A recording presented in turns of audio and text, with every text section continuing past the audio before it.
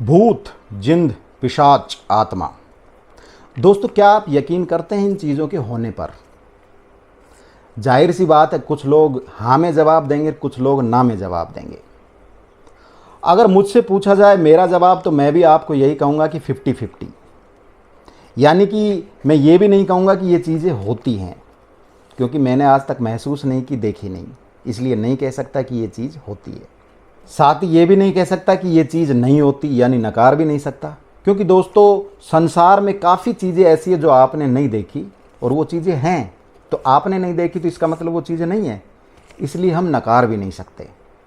तो ये तो एक शोध का विषय है कि ये चीज़ें हैं कि नहीं है, लेकिन फिर भी हम काफ़ी लोगों से कुछ कहानियाँ सुनते हैं, उनकी ज़िंदगी में जो घटा था उनको सुन के हमें लगता है कि यार क्या वाकई में ऐसा हो सकता है। उनकी कहानियाँ सुन के लगता है कि क्या वाकई में भूत होते हैं, और वो इस ट्रस्ट के साथ बोलते हैं कि वास्तव में भूत होते हैं क्योंकि उनके साथ घटा है। ऐसी ही एक कहानी आज मैं आपको सुनाने वाला हूँ, जो मुझे सुनाई थी किसी ने। दरअसल जुलाई के फर्स्ट वीक में मैं एक शादी अटेंड करने हरियाणा गया हुआ था, और वहाँ पर मैंने ये कहानी सुनी थी। तो आपको आज मैं ये कहानी सुनाऊंगा। तो नमस्कार दोस्तों, मैं हूँ आपका दोस्त राजवीर, और लेकर आया हूँ एक और इंटरेस्टिंग कहानी। तो दोस्तों, आज की कहानी लगभग 25 साल पुरानी कहानी है। बात की शुरुआत होती है 1997 1997 से। जून या जुलाई के आसपास का महीना था, क्योंकि जिसने मुझे सुनाया वो श्योर नहीं था। वो ये तो कह रहा था कि बरसात के लगभग का महीना था, या जून था या जुलाई, इतना श्योर नहीं था, क्योंकि 25 साल पुरानी बात है। तो शुरुआत होती है 1997 से, और जगह है राजस्थान अलवर का शाहजहाँपुर। शाहजहाँपुर में एक बनिया रहता था जिसका ट्रकों का बिजनेस था। कुछ ट्रक थे उसके पास। उन ट्रकों पर उसने कुछ ड्राइवर रखे हुए थे और कुछ खल्लासी रखे हुए थे। 1997 की एक सुबह बनिया शाहजहाँपुर के थाने में पहुंचता है, और वहां पर जाकर एक कंप्लेंट लिखवाता है। कंप्लेंट में लिखवाता है कि आज से 3 दिन पहले मेरा ट्रक दिल्ली के लिए निकला था, और वो ट्रक दिल्ली नहीं पहुंचा जहां उसको पहुंचना था। ट्रक भी गायब है, ड्राइवर और खल्लासी भी गायब है, माल भी गायब है। पुलिस ने रिपोर्ट लिख ली, ट्रक और खल्लासी का एड्रेस लिया, और पुलिस जांच में जुट गई। खल्लासी और जो ड्राइवर था उनका गांव था रायसराणा, जो कि राजस्थान में ही पड़ते हैं, हरियाणा और राजस्थान के बॉर्डर पर। ड्राइवर का नाम भूपेंद्र सिंह था, और उस समय जो उसका खल्लासी था वो था संजय सिंह। पुलिस उनके गांव पहुंचती है। गांव जाके देखते हैं कि संजय सिंह और जो भूपेंद्र सिंह है, दोनों बुखार में तप रहे हैं, उनको बहुत तेज़ फीवर है। ट्रक वहाँ खड़ा हुआ था, माल पूरा ट्रक में लोड हुआ था, यानी कोई माल वाल की कोई चोरी नहीं हुई थी। पुलिस ने दोनों की कंडीशन देखी, उनको लगा कि वास्तव में बीमार है, क्योंकि बुखार तो दिखता है, तप रहा था शरीर। पुलिस ट्रक को लेकर थाने आ जाती है, और उनको पाबंद करके आ जाती है कि जैसे ही तुम ठीक हो 1-2 दिन में थाने आके हाजिरी लगाना। पुलिस चली जाती है। 1-2 दिन में वो दोनों थोड़े ठीक होते हैं। ठीक होने के बाद वो शाहजहाँपुर पहुंचते हैं, थाने पहुंचते हैं। उधर से बनिया भी आ जाता है, और वो दोनों जब पुलिस के पास बैठते हैं, संजय सिंह और भूपेंद्र सिंह, और फिर वो कहानी बताते हैं कि आखिर में उनके साथ घटा क्या था। कहानी सुन के पुलिस के पैरों के तले से ज़मीन खिसक जाती है, और बनिया के पसीने छूट जाते हैं। कहानी दरअसल ये थी कि उन्होंने बताया कि आज से 3-4 दिन पहले हम शाहजहाँपुर से दिल्ली के लिए निकले थे ट्रक लेके। ट्रक में जो ये तौलिया होते हैं, तौलिया टावल भरे हुए थे, और ये दिल्ली हमें सप्लाई करने थे। लगभग 9 साढ़े 9 बजे के आसपास हम शाहजहाँपुर से निकले थे, और जैसे ही हम बावल पहुँचे तो हमारा मन किया कि हम हमारे गांव होके निकलते हैं। चूँकि शाहजहाँपुर से बावल, और बावल से जो उनका गांव था रायसराना, वो लगभग 15-16 किलोमीटर था। तो उन्हें लगा कि पहले गांव चलते हैं, खाना पीना खा के फिर दिल्ली निकलते हैं। लगभग रात के 10 बज चुके थे, हम बावल पहुंच चुके थे, और बावल से हमें हमारे गांव जाना था। वहां से जो रास्ता है वो बताता हूं मैं आपको दोस्तों। बावल से एक सर्किल पड़ता है जिसको साबुन चौक बोलते हैं, वहां से भड़ंगी एक गाँव पड़ता है, भड़ंगी गाँव के लिए रास्ता जाता है, भड़ंगी से रायसराना फिर जाना पड़ता है। तो जैसे कि भूपेंद्र सिंह ने बताया, रात के 10 बज चुके थे, हम साबुन चौक से भड़ंगी की तरफ हमने गाड़ी घुमा दी, और जैसे ही साबुन चौक से 200 मीटर की दूरी पर हम चले, सामने एक महिला रोड के ऊपर हमें हाथ देती है। हमें लगा कि कोई रात की सवारी है, अभी 10 बजे हैं, कोई बावल या फिर भड़ंगी के आसपास के गांव में जाती होगी, तो हमें लगा कि उसको बैठाना चाहिए, उसकी हेल्प करनी चाहिए। हमने गाड़ी रोक दी। महिला गेट खोलती है, गाड़ी के अंदर आती है। चूंकि ड्राइवर भूपेंद्र सिंह गाड़ी चला रहे थे, जो संजय सिंह उनका खल्लासी था वो कंडक्टर साइड में बैठा हुआ था, तो दोनों के बीच में आके वो महिला बैठ जाती है। भूपेंद्र सिंह ने कहा कि जब मैंने महिला को देखा तो उसके काफ़ी लंबे घने काले बाल थे जो खुले हुए थे और उसके कमर तक आए हुए थे। लाल साड़ी उसने पहन रखी थी, पूरा श्रृंगार उसने किया हुआ था, हाथों में मेहंदी थी, चूड़ियाँ थी और जो चेहरा था वो देखने लायक था। ऐसी महिला बोला मैंने आज से पहले नहीं देखी, इतनी खूबसूरत वो महिला मुझे लग रही थी। वो महिला आके बैठ गई। भूपेंद्र सिंह को लगा कि अब चलना चाहिए। उसने गाड़ी को गियर में डाला और जैसे ही रेस दी, गाड़ी आगे नहीं बढ़ी। बार बार रेस देने पर भी गाड़ी आगे नहीं बढ़ी, पहले गियर में भी गाड़ी आगे नहीं चली। भूपेंद्र सिंह को ऐसा लगा कि ऐसा महसूस हो रहा था कि टायरों के आगे किसी ने पत्थर लगा दिया हों। मैं बार बार रेस दे रहा था, बार बार गियर बदल रहा था, लेकिन गाड़ी टस से मस नहीं हो रही थी।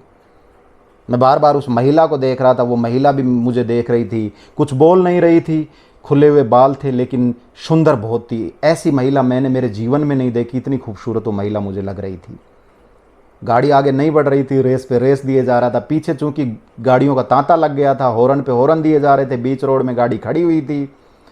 अब गाड़ी नहीं बढ़ रही थी तो मैं परेशान हो गया था। मैं संजय को बार बार बोल रहा था कि नीचे उतर के देख क्या प्रॉब्लम है, देख क्या प्रॉब्लम है। वो भी नीचे नहीं उतर रहा था। जैसे ही मैंने संजय को नीचे उतारने के लिए उसको हाथ मारा और उस महिला को भी ये कह रहा था कि बहन जी आप भी उतर जाइए, जैसे ही मैंने संजय के लिए हाथ किया, वो हाथ मेरा उस महिला के बीच में से निकल गया और वो संजय के जाके टकरा गया। ये देख के मेरे पैरों के तले से ज़मीन खिसक गई। ये बोलना था, ये कहना था ड्राइवर का, भूपेंद्र सिंह का। वो महिला जैसे कि एक बादल होती है, बादल के अंदर से हाथ निकल जाता है, ऐसे ही मेरा हाथ उस महिला के अंदर से निकल गया और वो संजय जो कि उसके बगल में बैठा हुआ था, उसकी बॉडी के मेरा हाथ टकराया। मैं कुछ समझा नहीं, बिल्कुल हक्का बक्का रह गया कि ये क्या हुआ, और मैं घबरा गया। मेरे पैरों तले ज़मीन निकल गई, मेरा रोम रोम खड़ा हो गया। अब मैं बार बार उस महिला से यही विनती कर रहा था कि बहन जी गाड़ी आगे नहीं चल रही, आप उतर जाइए। वो महिला कुछ बोल ही नहीं रही थी, वो चुपचाप बैठी हुई थी और न वो किसी का बुरा कर रही थी, यानी वो हमारे ऊपर अटैक भी नहीं कर रही थी और न चलने का बोल रही थी, न उतरने का वो कुछ कर रही थी। वो शांत बैठी हुई थी चुपचाप। बार बार हॉर्न पीछे वाले दे रहे थे, मैं भी गाड़ी नहीं चला पा रहा था। तो पीछे के जो ड्राइवर थे, जो गाड़ियाँ खड़ी हुई थी, वो उतर उतर के आते हैं और मुझसे पूछते हैं कि भाई गाड़ी आगे क्यों नहीं चला रहे। तो मैंने उनसे कहा कि ये जो महिला बैठी हुई है, महिला की तरफ इशारा करके, जब से गाड़ी आगे नहीं चल रही, उन्होंने देखा जो नीचे ड्राइवर और खड़े हुए थे, उन्होंने खिड़की से अंदर देखा तो उन्होंने कहा कि अंदर तो कोई नहीं बैठा हुआ, अंदर तो तू है और तेरा खल्लासी है। जाहिर सी बात है, बीच में वो बैठी हुई महिला उनको नहीं दिख रही थी। मैं बार बार इशारा करके उनको बता रहा था कि देखिए ये बैठी महिला। भूपेंद्र सिंह के इशारा करने के बाद भी बाहर वालों को महिला नहीं दिख रही थी, लेकिन वो लोग चुपचाप वहां से चले गए, अपनी अपनी गाड़ियों में बैठ गए। भूपेंद्र सिंह ये नहीं समझ पा रहा था कि वो लोग जो अभी तक विरोध कर रहे थे कि तुम गाड़ी आगे क्यों नहीं ले रहे, अब वो लोग चुपचाप अपनी अपनी गाड़ियों में जाके क्यों बैठ गए। अब वो हॉर्न भी नहीं बजा रहे, साइलेंस खड़े हुए हैं। ऐसा लग रहा था मानो जो घटना आज हमारे साथ घटी है, ये घटना इन ड्राइवरों के साथ भी पहले घट चुकी है और वो ड्राइवरों को लगा कि वास्तव में वो महिला अंदर बैठी हुई है और अब तो गाड़ी तभी चलेगी जब वो महिला चाहेगी। कोई हॉर्न नहीं बजा रहा था, सब कुछ शांत हो गया था। भूपेंद्र सिंह का कहना है कि लगभग 1-1.25 घंटे ये घटनाक्रम चला और उसके बाद में वो महिला स्वतः ही ड्राइवर कंडक्टर साइड की खिड़की खोलती है और नीचे उतर के चली जाती है। मैं उस महिला को जाते हुए देख रहा था। वो महिला कुछ दूर तो चलती हुई दिखी, उसके बाद में अचानक से गायब हो गई। और फिर मैंने जैसे ही गियर में गाड़ी डाल के ना और एक्सीलेटर पर पैर रखा, गाड़ी स्मूथली आगे बढ़ गई जैसे कि कुछ हो ही नहीं रहा हो। हमने सीधा हमारे गांव में गाड़ी को पहुंचा दिया। वहां पहुंचते पहुंचते मेरे और मेरे खल्लासी के बुखार चढ़ गया और हम बीमार हो गए। हमें ये नहीं पता अगले 2 दिन कि हम कहाँ रहे, हम इतने तेज़ बुखार में तप रहे थे। उसके बाद में मालिक FIR दर्ज करवाता है शाहजहाँपुर थाने में, पुलिस उनके गांव पहुंचती है, पुलिस उनको फिर ट्रक को ले आती है, उनको पाबंद कर आती है, फिर वो 2 या 3 दिन बाद जाते हैं और उनको एक कहानी सुनाते हैं। चूँकि दोस्तों यहाँ पर पुलिस ने भी ये कहानी मानी, क्योंकि पुलिस जब गांव गई थी तो वास्तव में वो दोनों बीमार थे।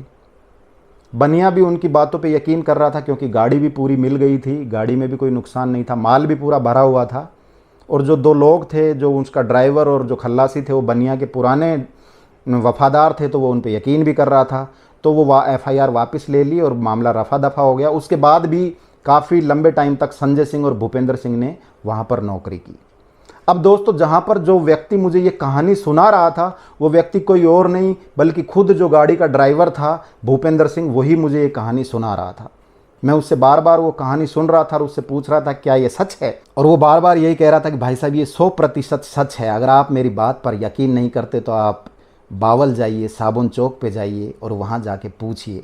लगभग हर ड्राइवर के साथ ये घटना घट चुकी है। भूपेंद्र सिंह ने ये भी कहा कि बावल चौक पर, साबुन चौक पर आज भी अगर कोई रात को सवारी आती है और उसके साथ महिला है और वो लिफ्ट लेने के लिए किसी ड्राइवर को हाथ देता है, कोई भी गाड़ी वाला वहाँ पर महिला को देख के आज भी गाड़ी नहीं रोकता, इतना डर वहाँ बना हुआ है।